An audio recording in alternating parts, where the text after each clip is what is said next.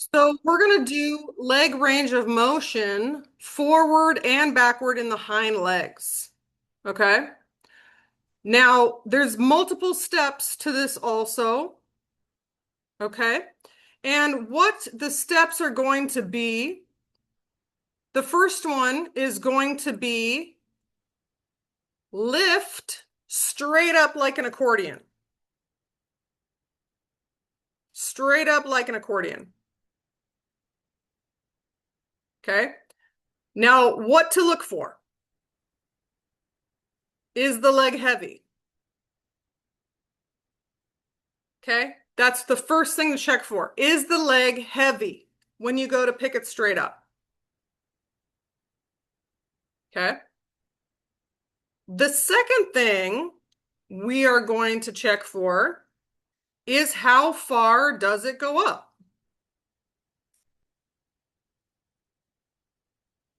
How far? So a lot of times what you'll find is that it kind of stops like halfway. Okay. And then it just doesn't want to go up anymore. So if that's happening, then you definitely have to consider that. You're going to write that down, think about it.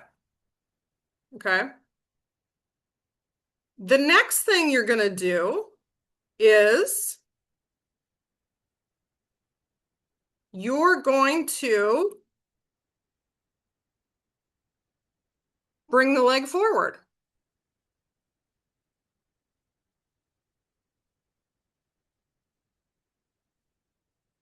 Okay. So bringing the leg forward, you're going to find that you're going to be looking for and feeling for what is the leg doing. Okay. So if it pulls inward, what is that? And we talked about this with the the front leg. Yeah. It's going to be the adductor. If the leg pulls inward, it's going to be the adductor. Okay.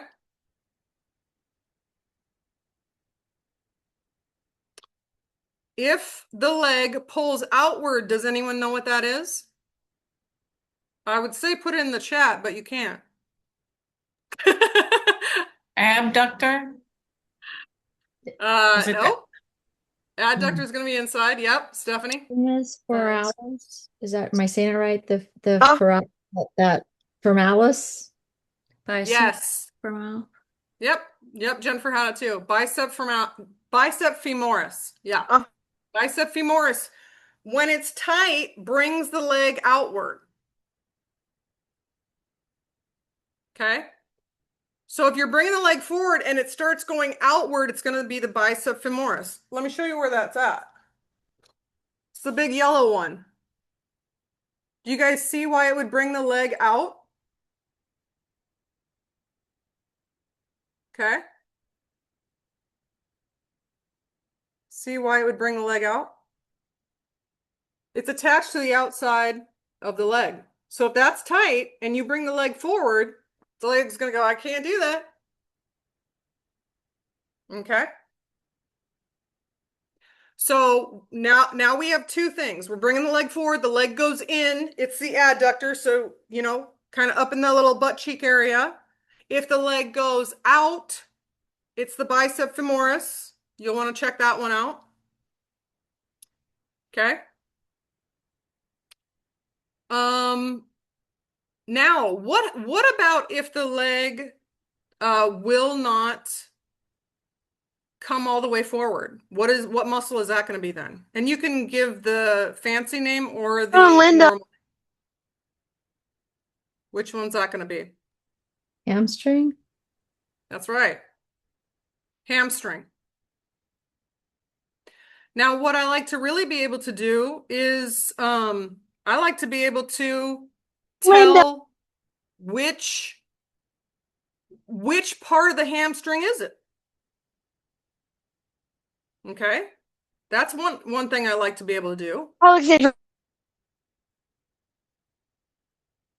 So if it's the top part of the hamstring, you're going to feel that around the point of buttock. Okay, point of buttock. Jason. And you guys know the point of buttock release that you can use.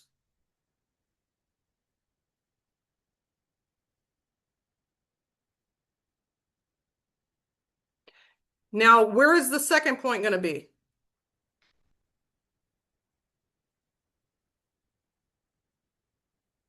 It's going to probably be down lower, where that hamstring attaches to the lower leg.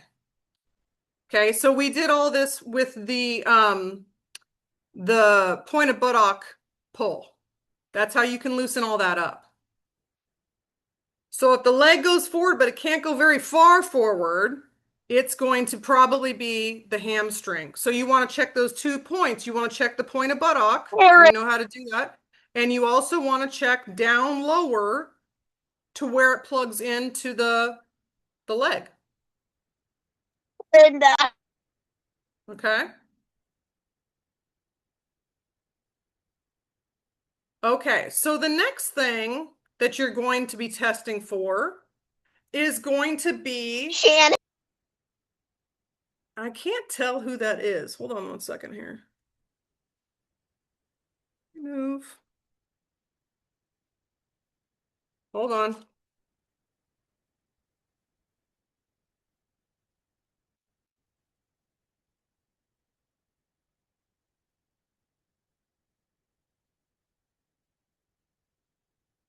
Aaron. No.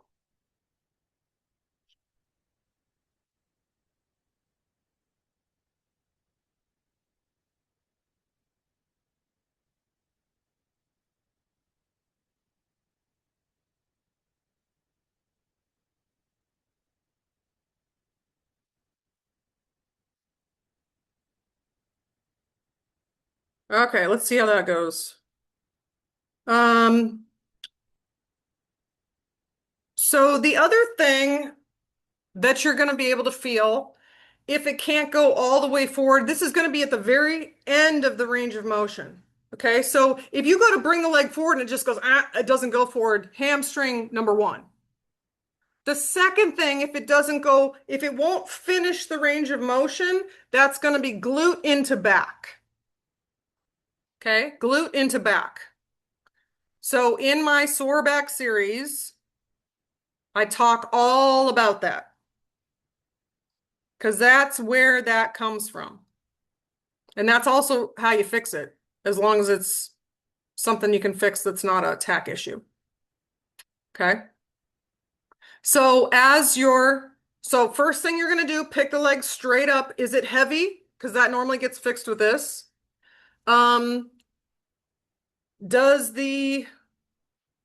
Does it pull in or out? Okay, because that tells you what part of the muscle is tight, the inside or the outside. And then when you go to bring it forward, if it shuts down right away, that's going to be hamstring. Or if it can't quite do the full range of motion, that's going to be glute into back. Okay, so that's hind leg range of motion coming forward. So hind leg range of motion going back. This one's really easy. And so what I want you to do, yeah, Stephanie. I'm sorry, before we go on, I always don't really know how far to take the leg Yeah. forward. And I was kind of like looking at your video and trying to like the hoof was kind of like straight down below the flank. Is that about? Oh, really? That it's going to be horse dependent, but Okay. I normally say it's straight down from the middle of the belly. Okay. All right. I wasn't quite sure how far to take, and I usually don't I don't think I do it far enough. So thank you. Yeah, and a lot of times it's going to be horse dependent. Okay, so if I could guess, Deborah and Frankie's going to be like, I got this, and he's going to have that leg way up under his belly. Okay, Adobe, not so much, right? Georgia does pretty good. She's medium. You know, Wanda's got big horses. They're pretty flexible though. So but if you have kind of a tighter running, very muscular horse, probably not gonna come that far. Well, you know, Mags, he might not come that far, but do what is comfortable for them. And again, same within the front legs. If they have to put their weight down on it, you've gone too far. Okay. And when you get that leg into the full range of motion, you can always just hold the fetlock and slightly bring it forward. Okay. So you can inch it forward once it's relaxed, but don't do that until it's relaxed. And then it'll kind of go as far as it can go. And then you can let them sit there and relax with that also. And then you can do it again. So, I mean, you might start here and then they relax into it and you bring it forward and then they relax into that and they bring it forward and they relax into that. You can do that too. Okay. So just pick a starting point, but I think it's generally kind of like right under the lowest part of their belly. Some of their bellies are kind of shaped different though, so you gotta be careful. Okay. So yeah, that's going forward. Any other questions on going forward? Yeah, Jen. Um, when you go and you lift it up like an accordion and you're noticing, oh, it's heavy or it only goes halfway up, what is that telling us? It's stiff is all it tells you is that it's stiff and it needs to be loosened up. And a lot of times that's kind of like the fascia or the joints themselves.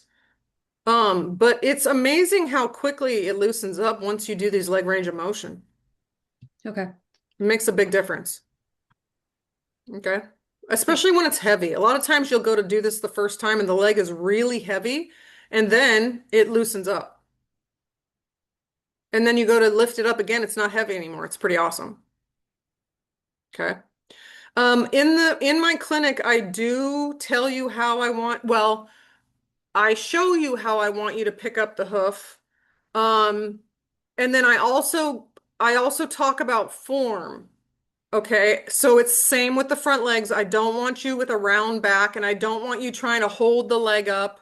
Okay, so a lot of times what I'm going to do for that is, again, I'm going to be in a sumo squat. I pick up the foot like that. You know, you go on the outside of the leg and then you scoop the foot like that. And I do not slide my hand down the center of the horse's leg. And I'll put up a video. I need to find it first because I don't know where it's at, but I'll put up a video of explaining that because the thing is, when you're picking up a hoof and you slide it down like this and you have the hoof in your hand and their leg is on this side, if they kick, it's just your arm that goes like this. Okay. And I have a great example of Chester with this one. But if you're sliding your hand down the inside of the leg and you go to scoop the leg up and your arm is on the inside of their leg, if they go to kick, it's your face. There's nothing stopping it. Okay. So you're definitely going to want to go for, I mean, and the thing is, people have been picking whoever picks it up like that was taught that, and they've probably been doing it for years and years and years. So it's a really hard habit to break, but it is worth breaking it if you're going to work on, other horses. So if you're a massage therapist, I would certainly pick it up the way I want you to pick it up. It's a health and safety way. If it's your horse and you've been picking that horse's foot up like that for 15 years, it's fine.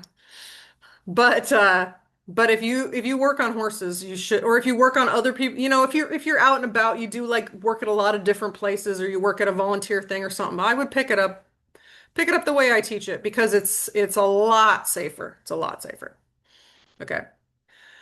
Okay, so then going backward, what muscle are we going to be focusing on? What's the main muscle that bringing the leg back is going to release? Yep. Anybody else? TFL? Yeah. TFL. Okay. It is the main the main stretch you can do for the TFL muscle. Why? Because what does the TFL do? It does this. That's what the TFL does. Okay? So if you want to stretch this, what do? That.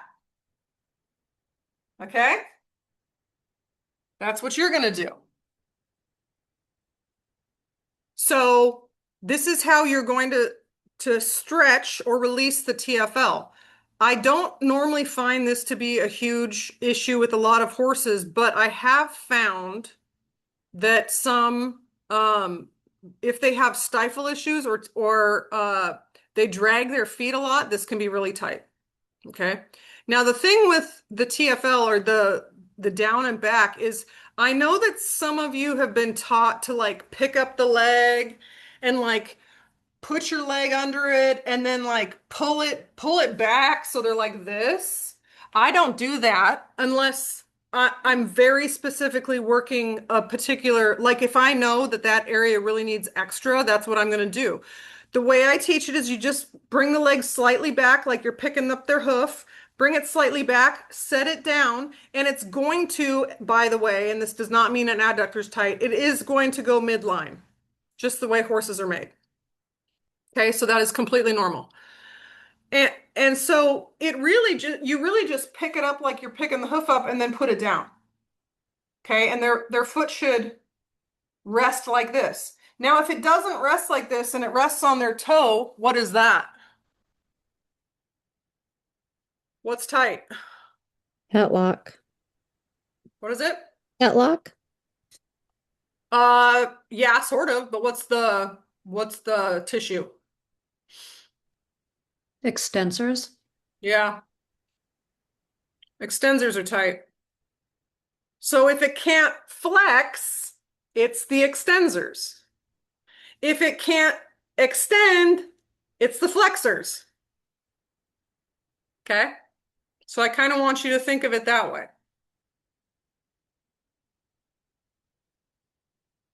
Okay? Another thing, seeing that Stephanie brought it up, is the fetlock. I want you to jostle the fetlocks, or if you're Leanne, pull the hair. If your horse has hair, you know, Frisians probably, Halflingers, they got it. Adobe, he's a Mustang, isn't he? Yeah, Mustangs maybe. So if they have hair, you can try that. That's fun. But jostle that and then kind of work that little fetlock a little bit. You know, it should move nice and easy. I like to take the hoof, so I'll hold the fetlock, I'll take the hoof and I do this with it, and the hoof should kind of do a thing. Okay? So I want you to check the fetlocks, and they should very nicely bend like that. You don't want them tight like that. So if they do, go to scratching the front of that and then work on it. Okay? I will put some videos up tonight of that, and we'll go from there. I kind of want you to watch the video on how I pick the feet up and why it's important. And then I have quite a few videos of this, so I'll find the good ones and then I'll put them up for you. Okay, so you guys can get some examples. And then I'll rewatch the video in my clinic to see how much of the